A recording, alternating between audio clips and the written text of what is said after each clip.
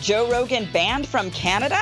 On a recent episode of JRE, Rogan shared that a sold-out show of his, set up for April in Vancouver, will likely be canceled. Rogan speculated that due to his vaccination status, he won't be permitted entry into Canada. So let's take a listen.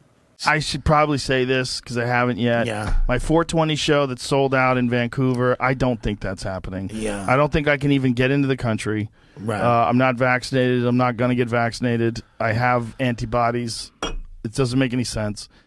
Yeah. It doesn't make any sense. It doesn't. Why? And Canada's been extra, they're even more militant about everything up there than we are down here. They have actually banned traveling on any of their domestic airliners unless you're vaccinated. I don't know if that's just double vaxxed or if that's triple vaxxed. I'm not sure exactly what something Dr. Fauci is desperate to do here, but has not yet had the authority to do. I don't think it's going to go over that well here in the States with you've got a lot of like Florida and Texas and other states that would just absolutely, I think throw a fit if that were the case. But, why haven't we switched yet to the testing protocol?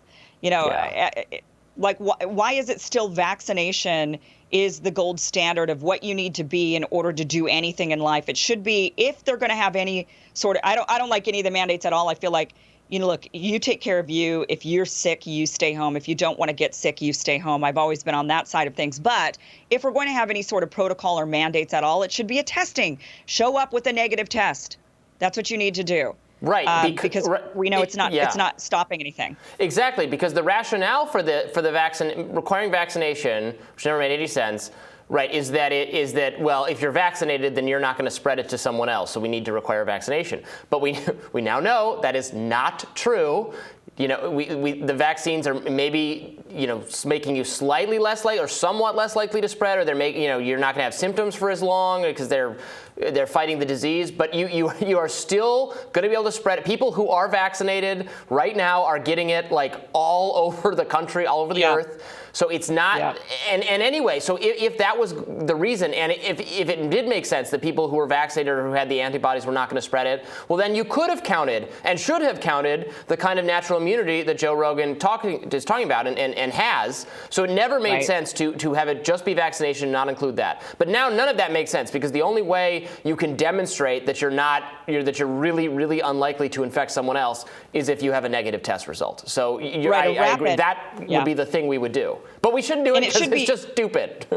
Right. But it should be, if anything, a rapid test that happens on the day of travel. So not even, one of the mistakes they were making was requiring testing a few days in advance, and then people would get on the planes. And now we know with Omicron spreading all around the world that didn't work out. Actually, one of the reasons why Omicron spread was because they weren't testing vaccinated people, which we now know was a giant mistake.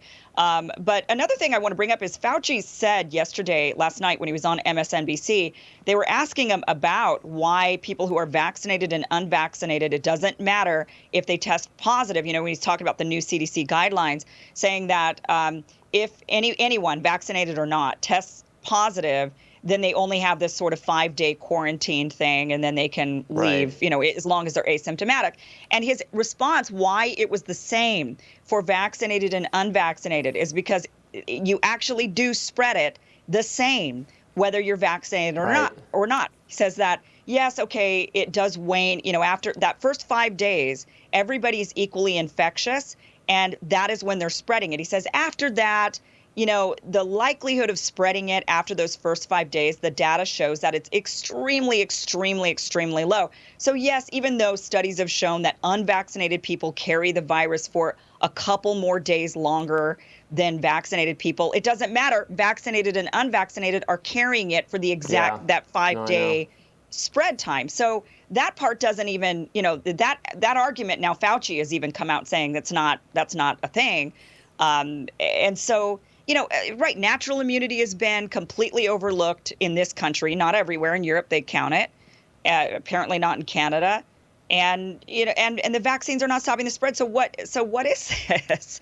Well, and what do you think about, I think this is, so I totally understand what Rogan said. Yeah, that makes sense. He probably can't it's regrettable that the Canadian government would probably not ultimately allow that event to go forward. I think it's a really sad thing that we're going to become this very even more fractured society, where people are like, well, only these areas are where you and your kind of person is allowed. Is a really kind of dark thing to return to. I remember, like, I didn't like when there were, I don't really like boycotts. I don't like when companies do that, they go, I'm not gonna, do business with this state because I don't like its religious freedom amendment or whatever. I remember that happening like 10 years ago or something, or probably more. I think it still happens. Yeah, like that kind of thing annoys me. Just people, going, I don't want to do this here because I don't like this policy. Well, what about all these policies? What about these people? What about, it just always sounds hypocritical and selective. But obviously this isn't Rogan's choice. It's being forced on him by the government. Yeah. So it's, I think it's a really, maybe our government policymakers, I don't think they're thinking through what will be the long-term consequences of having such a separated society, or society of where these are the other and we can't interact with them, or we're prohibited from interacting with them. We don't even think they should go outside. Like that. Well, they're making excuses for it. Well, it's all based on fear. It's, but they're going to, these people are going to do XYZ bad thing to me, and so therefore I can't be around them. And that is how historically all of the bad othering, all of the demonizing and segregating has happened because of fear, because people feared others and thought that they were somehow dirty or dangerous in some way. Mm-hmm. And that's what's happening here. I do want to say, though, I think that here in this country, you can't even get into the U.S. unless you're vaccinated also, unless you're a U.S. citizen. Right. I think that is even a rule in this country at the moment. So, I think Rogan's right. He can't get into Canada without being vaccinated. I don't think Canadians can come into the U.S. or Europeans or anyone without being vaccinated. I don't know what they couldn't. I mean, there were, the travel ban was preventing like anyone from coming unless they were a U.S. citizen for a while. I'm not sure what and that, I believe now it's vaccination. You have to be vaccinated. Yeah. If you're not a U.S. citizen, you have to be vaccinated. U.S. citizens can get in with a test, but if you're not a U.S. citizen, I don't know what it'll be next. You'll be encouraged to like report your friends and neighbors who are unvaccinated or something. I think that's already happening. But like on college campuses, which is where like the most insane COVID policies right now exist, at like Columbia and Yale and Princeton, et cetera. There, like I've seen email threads of people being like, is anyone out party? Has anyone, violated any of the rules? Please turn them in to the campus. Like, it's crazy stuff. And like those people go on to become lawyers and policymakers and have disproportionate say over the rules the rest of us will live by. So it's not encouraging. But tomorrow on Rising, host of the Working People podcast, Max Alvarez, will join us to discuss his book, The Work of Living. And Team Rising weighs in on assertions that Democrats are trying to lose in 2022. God love them. Don't forget to like, share, and subscribe, and we'll see you all back here tomorrow. Yeah, we'll see you tomorrow. Bye-bye.